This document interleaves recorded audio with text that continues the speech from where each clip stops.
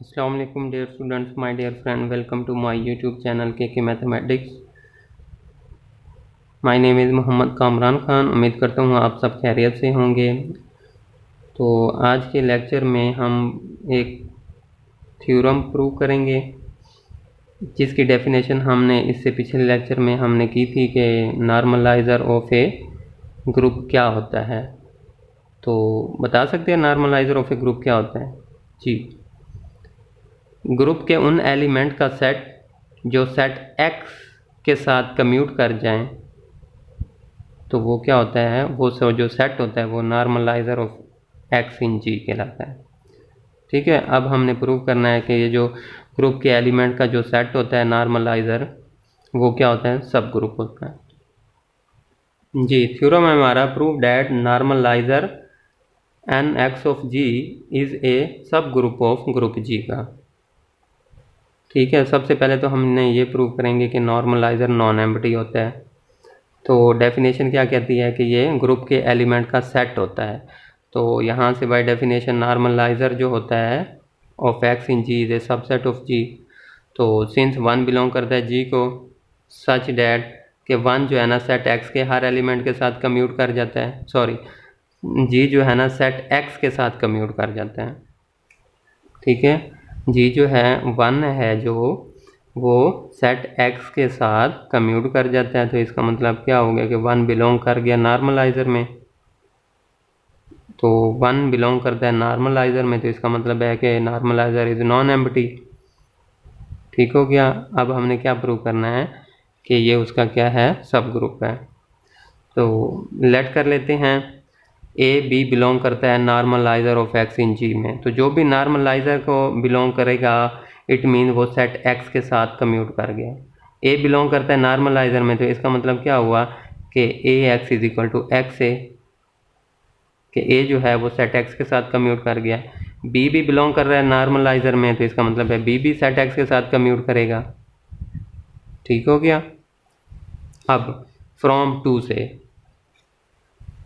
B X is equal to X B. अब हमने ये प्रूव करना है कि बी का जो इन्वर्स है वो भी बिलोंग करता है नॉर्मलाइज़र को। तो बी का इन्वर्स नॉर्मलाइज़र में कब जाएगा? जब हम ये प्रूव करेंगे कि B inverse X is equal to X B inverse. अगर मैं ये प्रूव कर लेता हूँ तो मेरा जो एलिमेंट है बी इन्वर्स वो नॉर्मलाइज़र में चला जाएगा। तो सिंस बी बिलोंग करता है जी को, सो बी का इन्वर्स भी बिलोंग करेगा जी में। तो क्या करें आप? Pre multiplying both side by B inverse से मल्टीप्लाई कर दें, तो ये आ जाएगा बी इन्वर्स ब्रैकेट में बी एक्स और ये B inverse is equal to X B. तो आपके पास ये चीज़ आ जाएगी।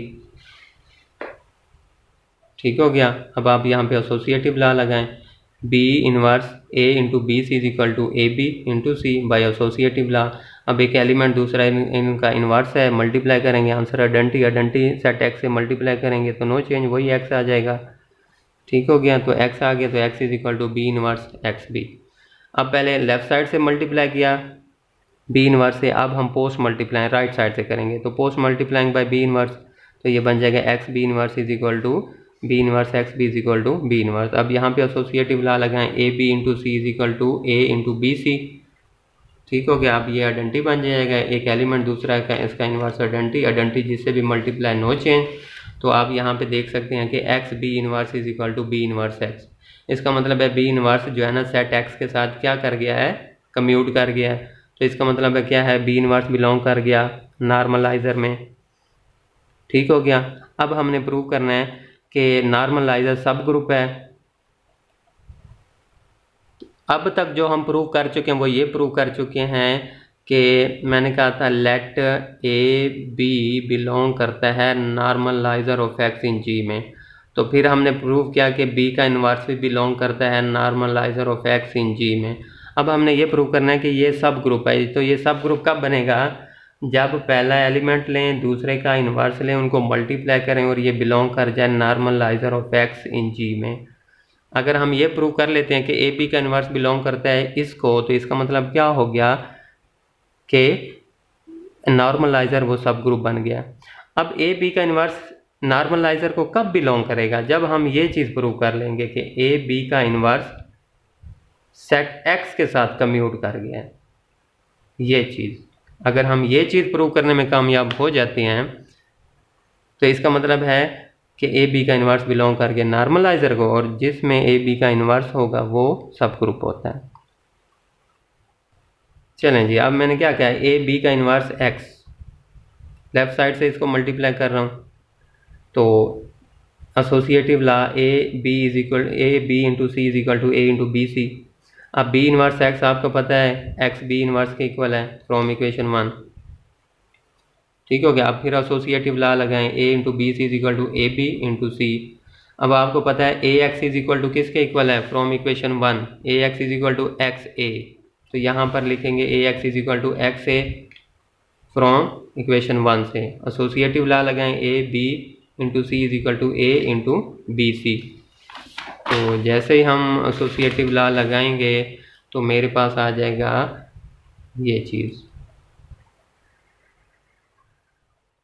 ठीक हो गया। तो A B inverse X is equal to X into A B inverse. तो ये क्या शो कर रहा है कि एक एलिमेंट ए बी का इन्वर्स है वो सेट एक्स के साथ कम्यूट कर गया, तो इसका मतलब है ए बी का इन्वर्स बिलोंग कर गया नॉर्मलाइजर में, ठीक है। और जिस सेट में ए बी का इन्वर्स होता है वो सब ग्रुप होता है, तो hence normaliser is a subgroup of g. तो ये था आज का लेक्चर। उम्मीद करता हूँ आपको लेक्चर समझ आ गया होगा। अगर फिर भी किसी जगह किसी भी पॉइंट पर कोई पॉइंट रह गया हो जो आपको समझ ना आया तो काइंडली आप पूछ लीजिएगा। अपना बहुत सा ख्याल रखिएगा। खुदा हाफिज़।